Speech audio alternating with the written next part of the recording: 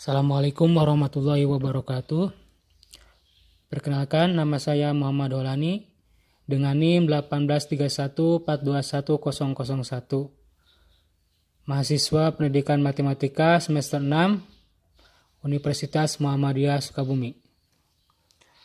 Pada kesempatan ini saya akan memberikan penjelasan mengenai video ini dibuat.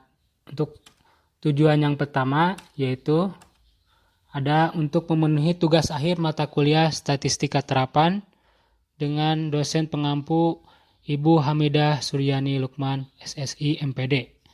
Untuk tujuan yang kedua yaitu pembahasan soal dengan bantuan aplikasi SPSS. Selanjutnya ada soal di mana seorang peneliti meneliti beberapa anak yang diberikan pujian dengan anak yang sering disalahkan. Data peringkat kedua kelompok adalah sebagai berikut. Nah, untuk pertanyaannya yaitu bagaimana kesimpulan penelitian tersebut. Selanjutnya ada rumusan masalah dari soal tersebut. Yang pertama, bagaimana hipotesis permasalahan tersebut. Yang kedua, uji hipotesis apakah yang digunakan. Lanjut ke langkah-langkah penyelesaiannya. Untuk yang pertama kita rumuskan hipotesis dari soal tersebut. Karena ini ada dua sampel, maka untuk H0-nya kita rumuskan sebagai berikut, yaitu anak yang diberikan pujian dan anak yang disalahkan memiliki hasil belajar yang sama, atau tidak ada perbedaan antara hasil anak yang diberikan pujian dan anak yang disalahkan. Untuk H1-nya, anak yang diberikan pujian dan anak yang disalahkan memiliki hasil yang tidak sama, atau ada perbedaan antara hasil belajar anak yang diberikan pujian dan anak yang disalahkan. Kemudian langkah selanjutnya yaitu menentukan taraf signifikansi dengan alpan 5% atau 0,05. Selanjutnya yaitu menentukan statistik uji dengan statistik ujinya yaitu uji T 2 sampel independen atau tidak berpasangan. Sebelum ke uji T 2 sampel tidak berpasangan, untuk uji prasyaratnya yaitu uji normalitas.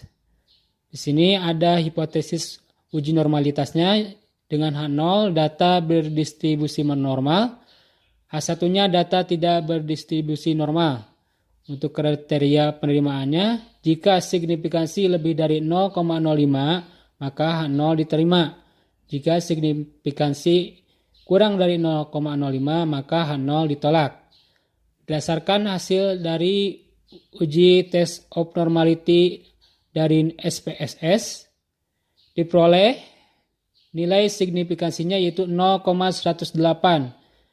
Ini menurut uji Kolmogorov-Smirnov. Sehingga lebih besar dari 0,05 maka H0 diterima sehingga data berdistribusi normal. Baik, kita mulai masuk saja ke aplikasi SPSS-nya. Pertama kita masuk ke variabel PIO. Di bagian kotak kita isi dengan nilai isi.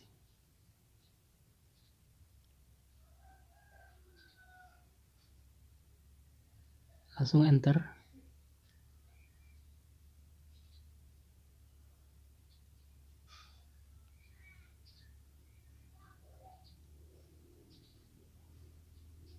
Untuk bagian yang kedua kita isi dengan kelompok.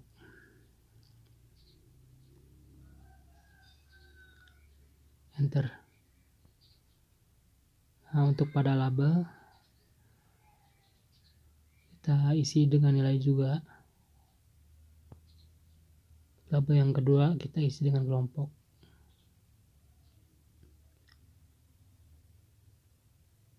Kemudian kita isi values-nya yang bagian kelompok. Untuk nomor 1 yaitu pujian, kemudian add, kedua disalahkan.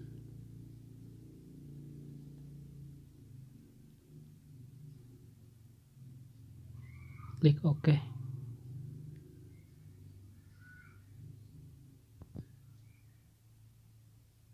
Karena ini tidak ada desimal, kita nolkan saja desimalnya.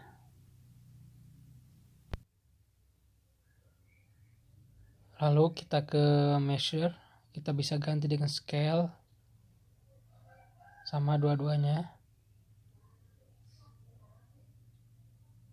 Nah, jika sudah, ini tampilan data view-nya.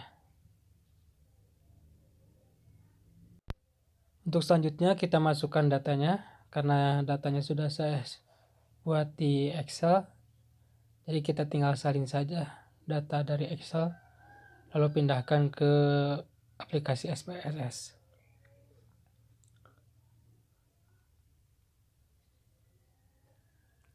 Nah, kita pindahkan ke data nilai.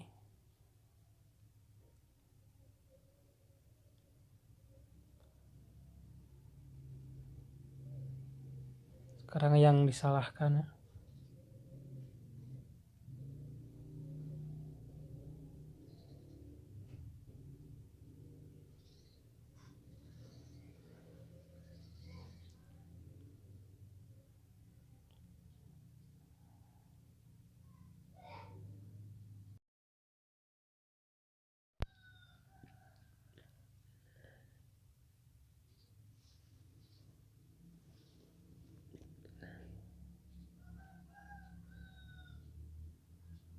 Nah, seperti ini tampilannya. Selesai. Selanjutnya kita akan menguji normalitas dulu ya. Pertama kita buka analisis, kemudian deskriptif statistik, kemudian pilih explore. Dan pada bagian explore kita pilih nilai ke dependent list, kelompok ke factor list.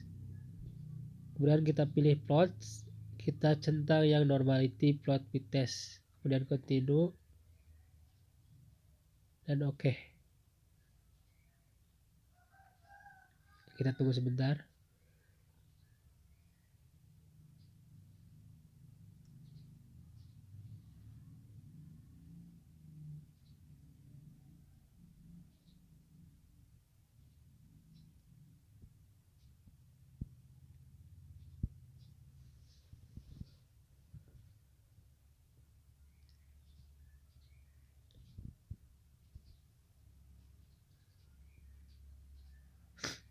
Nah, di sini ada beberapa nilai ya. Kita fokus ke yang test of normality-nya, bagian Kolmogorov-Smirnov, bagian Signya. Uji prasyarat selanjutnya yaitu uji homogenitas. Kita lihat di layar ada hipotesis uji homogenitas. Untuk H0-nya data berdistribusi homogen. Untuk H1-nya data tidak berdistribusi homogen. Berdasarkan hasil dari aplikasi SPSS, Test of Homogeneity of Variance, kita lihat yang paling atas yaitu 0,188 signifikansinya ya. Sehingga lebih besar dari 0,05 mengakibatkan H0 diterima atau data berdistribusi homogen. Selanjutnya untuk kesimpulan uji kedua ini yaitu uji berdasarkan hasil uji normalitas dan uji homogenitas, maka data berdistribusi normal dan homogen. Ini memenuhi syarat untuk uji T2 sampel tidak berpasangan. Nah, selanjutnya kita ke uji homogenitas, tidak beda jauh dengan uji normalitas. Pertama kita klik ke Analyze, kemudian deskripsi statik, kemudian kita pilih Explore.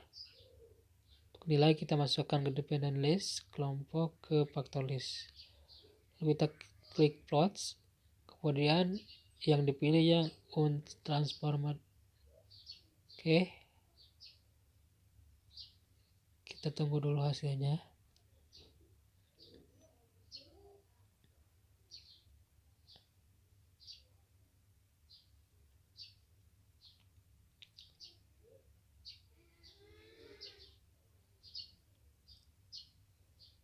Nah, pada bagian ini kita scroll ke bawah.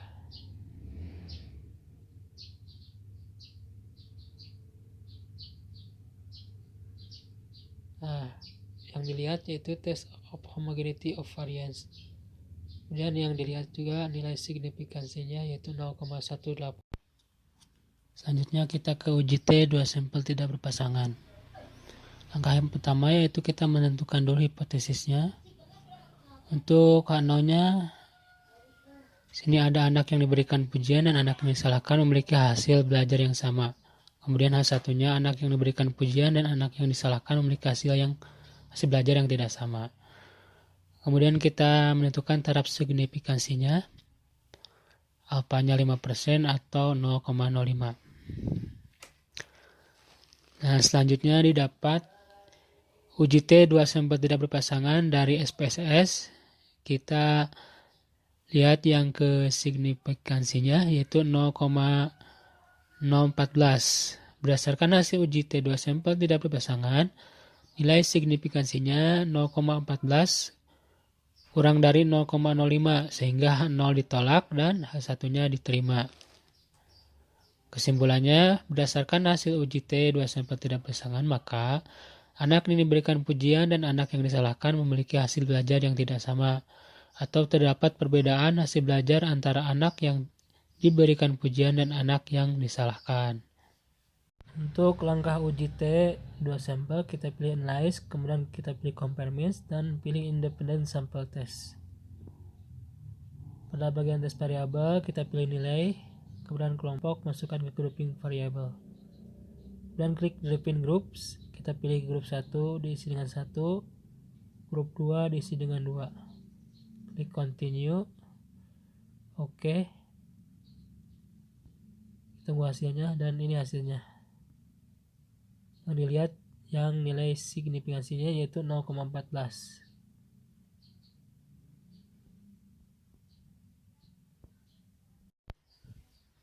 Mungkin hanya itu saja yang dapat saya sampaikan, kurang lebihnya mohon dimaafkan. Assalamualaikum warahmatullahi wabarakatuh.